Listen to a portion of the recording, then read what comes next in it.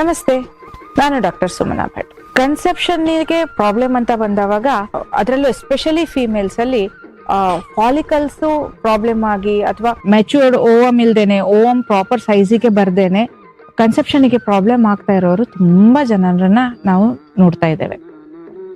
So ಈ ತರ ಒಂದು ಫಾಲಿಕಲ್ ಮೆಚುರೇಷನ್ಗೆ ಹೆಲ್ಪ್ ಆಗುವಂತಹ ಒಂದು ಫ್ರೂಟ್ ನಮ್ಮ ಒಂದು ಸುತ್ತಮುತ್ತಲು ಇದ್ರೂ ನಮ್ಗೆ ಕೆಲವೊಂದ್ಸತಿ ಗೊತ್ತಾಗೋದಿಲ್ಲ. ಅಂತಹ ಒಂದು ಹಣ್ಣೆ ಶಿವಣೆ ಹಣ್ಣು. ಗಂಭಾರಿ ಅಂತ ನಾವು ಸಂಸ್ಕೃತದಲ್ಲಿ ಹೇಳ್ತೇವೆ. ದಶಮೂಲಗಳಲ್ಲಿ ಒಂದು. ದಶಮೂಲವನ್ನ ಎಲ್ಲರೂ ಕೇಳಿರ್ತೀರಾ. ದಶಮೂಲ ಅರಿಷ್ಟ ಆಗಿರ್ಬೋದು ಅಥವಾ ದಶಮೂಲ ಕಷಾಯ ಫಾರ್ಮಲ್ ಆಗಿರ್ಬೋದು.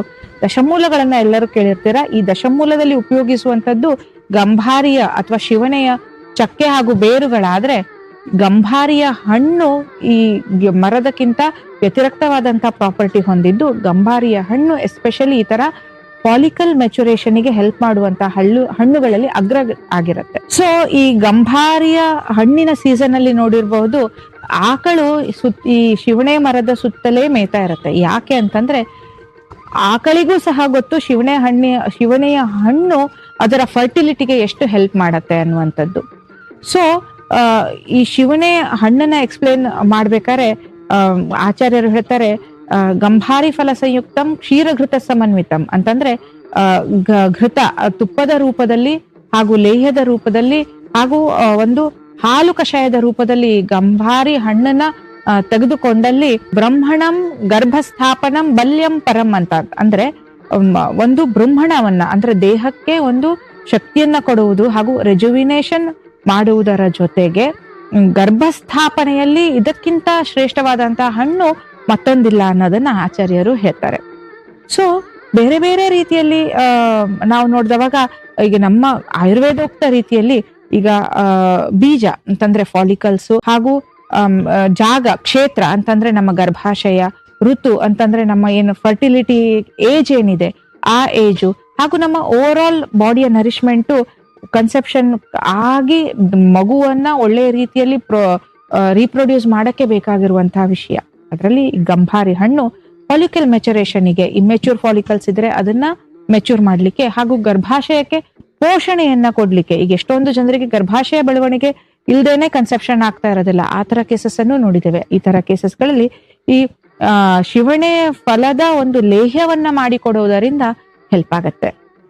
ಅಷ್ಟಲ್ದೇನೆ ಎಷ್ಟೊಂದು ಪಿತ್ತಜ ರೋಗಗಳಲ್ಲಿ ಈಗ ಅನಿಮಿಯಾ ಆಗಿರತ್ತೆ ಅಂದ್ರೆ ರಕ್ತ ಕಮ್ಮಿ ಆಗಿರತ್ತೆ ಅಂತವ್ರಿಗೆ ಗ್ಯಾಸ್ಟ್ರೈಟಿಸ್ ಇದ್ದು ಅಥವಾ ಇರಿಟೇಬಲ್ ಬಾವೆಲ್ ಸಿಂಡ್ರೋಮ್ ಇದ್ದು ಅದರಿಂದ ದೇಹಕ್ಕೆ ನರಿಶ್ಮೆಂಟ್ ಕಮ್ಮಿಯಾಗಿ ಅನಿಮಿಯಾ ಆಗಿರತ್ತೆ. ಈ ತರಹದ ತೊಂದರೆಗಳಲ್ಲೂ ಕೂಡ ಈ ಏನ್ ಶಿವಣೆ ಹಣ್ಣಿದೆ ಅದು ಹೆಲ್ಪ್ ಆಗತ್ತೆ.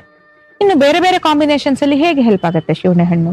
ಶಿವಣೆ ಹಣ್ಣನ್ನ ನಾವು ಎಸ್ಟಿಮದು ಜೊತೆ ಕಾಂಬಿನೇಷನ್ ಮಾಡಿ ಕೊಡೋದ್ರಿಂದ ನಮಗೆ ಏನು ಹಾಟ್ ಫ್ಲಶಸ್ ಇದೆ, ಪೆರಿಮೆನೋಪಾಸಲ್ ಸಿಂಡ್ರೋಮ್ಸ್ ಇದೆ ಹಾಗೂ ಎಕ್ಸೆಸಿವ್ ಬ್ಲೀಡಿಂಗ್ ಆಗ್ತಾ ಇದ್ದವರಿಗೆ ಈ ತರ ಎಸ್ಟಿಮದು ಕಾಂಬಿನೇಷನ್ ಇಂದ ಹೆಲ್ಪ್ ಆಗತ್ತೆ. ಇನ್ನು ಲಜ್ಜಾಲು ಅಂತಂದ್ರೆ ನಾಚಿಕೆ ಮುಳ್ಳಿನ ಜೊತೆ ಕಾಂಬಿನೇಷನ್ ಮಾಡಿ ಕೊಡುವುದರಿಂದ ಏನಾಗುತ್ತೆ, ಕ್ಲಾಟ್ಸ್ ಬ್ಲೀಡಿಂಗ್ ಹೋಗ್ತಾ ಇರತ್ತೆ. 15 ದಿವಸದ ತನಕ ಕಂಟಿನ್ಯೂಸ್ ಬ್ಲೀಡಿಂಗ್ ಆಗ್ತಾ ಇರತ್ತೆ.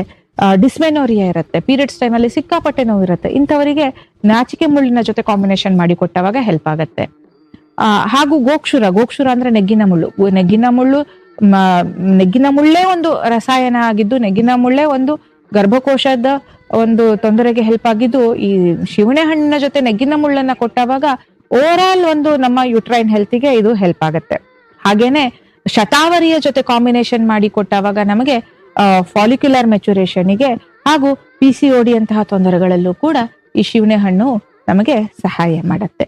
ಅದೇನೇ ಇರಲಿ ಈ ತರದ ಒಂದು ಕಾಂಬಿನೇಷನ್ಸ್ ಜೊತೆಗೆ ನಿಮ್ಮನ್ನ ನೀವು ಟ್ರೀಟ್ ಮಾಡ್ಕೊಳ್ಳೋದರ ಜೊತೆಗೆ ಹೊರತಾಗಿ ನಿಮ್ಮ ಡಾಕ್ಟರ್ಸ್ನ ಸಲಹೆಯನ್ನು ತಗೊಂಡು ಅದರ ಜೊತೆಗೆ ಇದನ್ನ ಮಾಡುವುದರಿಂದ ನಿಮಗೆ ಇನ್ನೂ ಎಕ್ಸ್ಪೆಕ್ಟೆಡ್ ರಿಸಲ್ಟ್ಸ್ ಚೆನ್ನಾಗಿ ಸಿಗತ್ತೆ ಅಂತ ಹೇಳಲಿಕ್ಕೆ ಇಷ್ಟಪಡ್ತೇನೆ.